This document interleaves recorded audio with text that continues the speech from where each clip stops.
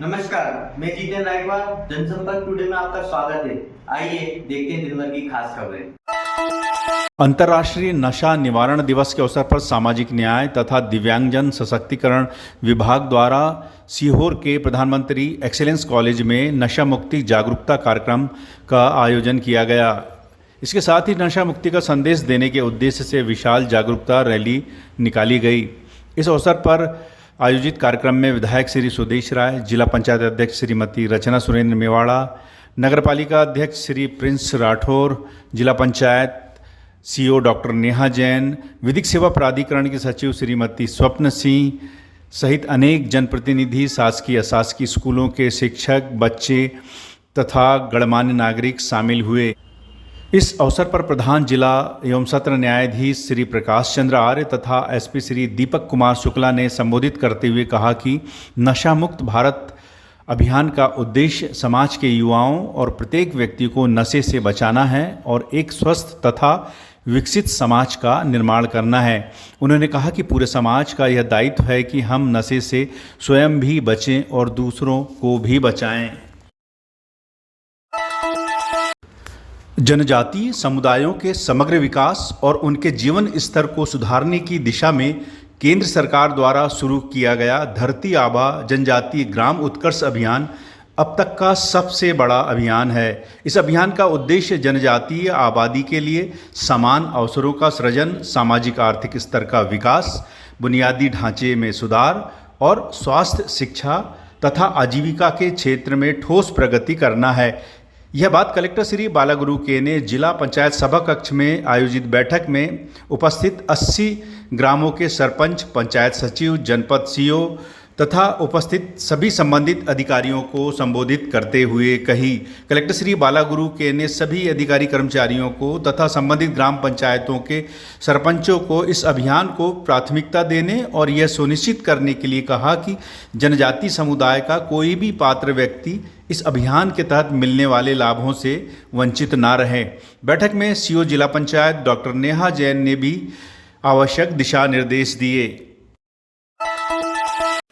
वक्फ संपत्तियों के डिजिटलाइजेशन में मध्य प्रदेश मॉडल के रूप में उभर रहा है। प्रदेश की सभी 15,003 वक्फ संपत्तियों के डिजिटलाइजेशन का कार्य किया जा चुका है।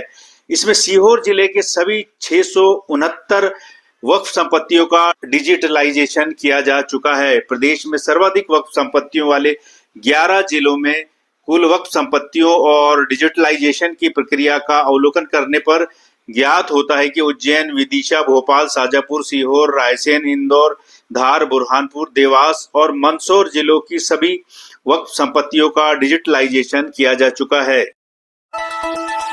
मुख्य सचिव श्री अनुराग जैन ने सभी विभाग प्रमुखों से कहा कि लोक सेवा पदोन्नति नियम 2025 के तहत पदोन्नति कार्य को सर्वोच्च प्राथमिकता दी जाए। यह प्रयास किया जाए कि 31 जुलाई 2025 तक अधिकारी कर्मचारियों को पदोन्नत किया जा सके। उन्होंने कहा कि राज्य शासन की मंशानुरूप कर्मचारी कल्याण को प्राथमिकता से लें। मुख्य सचिव श्री जैन ने आज मंत्रालय में लोक सेवा पदोन्नति नियम 2025 के परिचर्चा के दौरान यह निर्देश सभी विभागों के प्रमुख। स्कूल शिक्षा विभाग ने शिक्षा से जुड़ी विभिन्न प्रकार की शासकीय प्रक्रियाओं के पारदर्शी रूप से संचालन के लिए एजुकेशन पोर्टल 3.0 का विकास किया है।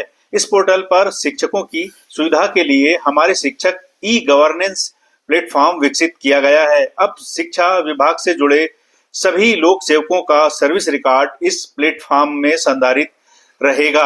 हमारे शिक्षक डिजिटल प्रणाली का क्रियान्वयन ट्रायल परीक्षण के रूप में प्रदेश भर में 23 जून से शुरू हो गया है। यह ट्रायल राउंड 30 जून तक किया जाएगा। इसके बाद प्रदेश के विभिन्न जिलों में ई अटेंडेंस प्रणाली को अभिक्रमित करते हुए 1 जुलाई से इसका वास्तविक क्रियान्वयन प्रारंभ हो जाएगा। मुख्यमंत्री डॉक्टर मोहन यादव ने कहा कि लोकतंत्र भारतीय सभ्यता और संस्कृति का अभिन्न अंग है। यह केवल एक शासन प्रणाली नहीं बल्कि हमारी जीवन शैली की आत्मा और पहचान है। उन्होंने कहा कि लोकतंत्र भारतीय जनमानस में पुरा काल से रचा बसा है और इसकी जड़ें हमारी परंपराओं में गहराई तक फैली हुई हैं। मुख्यमंत्री डॉक्टर यादव ने यह बात आज मुख्यमंत्री निवास में लोकतंत्र सेनानियों के प्रादेशिक सम्मेलन को संबोधित करते हुए कही। आज के इस अवसर पर आप सबके माध्यम से जब प्रदेश भर के सारे ऐसे लोकतंत्र सेनानियों का सम्मेलन हो रहा है, ऐसे में हमारी सरकार कुछ काम कर दे तो ऐसा लगता कि सच्चे अर्थों में हमारी सरकार बनाना सार्थक हो गया। मेरी अपनी ओर से आप सबको बधाई देता हूं, आपको प्रणाम करता हूं, आपके संघर्ष को स्मरण करते हुए नमन करता हूं और जो आपने बात कही थी वो सारी की सारी बातें हमने पूरा करने का प्रयास किया है। लेकिन उससे आगे बढ़कर भी अभी और भी हमने कुछ चीजें सोची है, जैसे 70 साल से ऊपर वाले सारे स्वतंत्रता सेनानियों को आपको आयुष्मान कार्ड निःशुल्क जो दिया जाएगा, ताकि आपका इलाज पूरा तौर पे सरकार की चिंता रहेगी, आपको स्वयं को चिंता करने की जरूरत नहीं। और किसी कारण से अब करेली में रहते हैं हमारे माननीय कैलाश जी, और आपको कोई भगवान न करे अगर वहां से लेके जबलपुर या दिल्ली बंबई भी जाना पड़े तो पीएम एयर एम्बुलेंस के माध्यम से सारे मित्रों के लिए ये व्यवस्था हम हमारी सरकार के माध्यम से देने वाले हैं।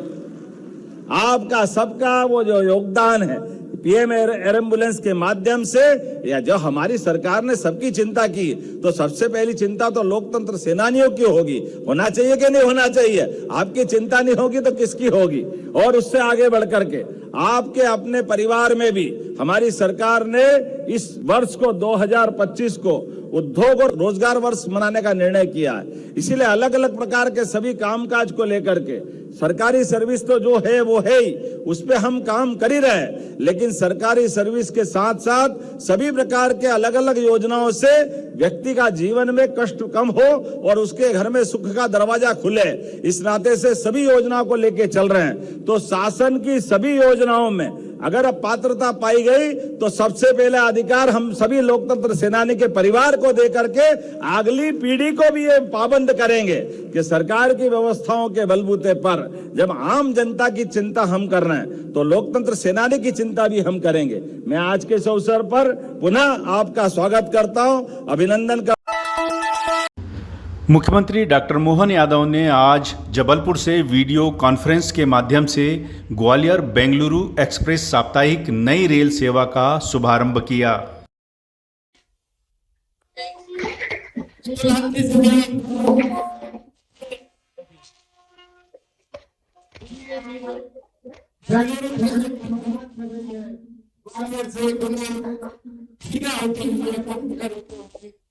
और माननीय कैबिनेट मंत्री जी फिर मिलते हैं दिन भर की खास खबरों के साथ, तब तक के लिए नमस्कार।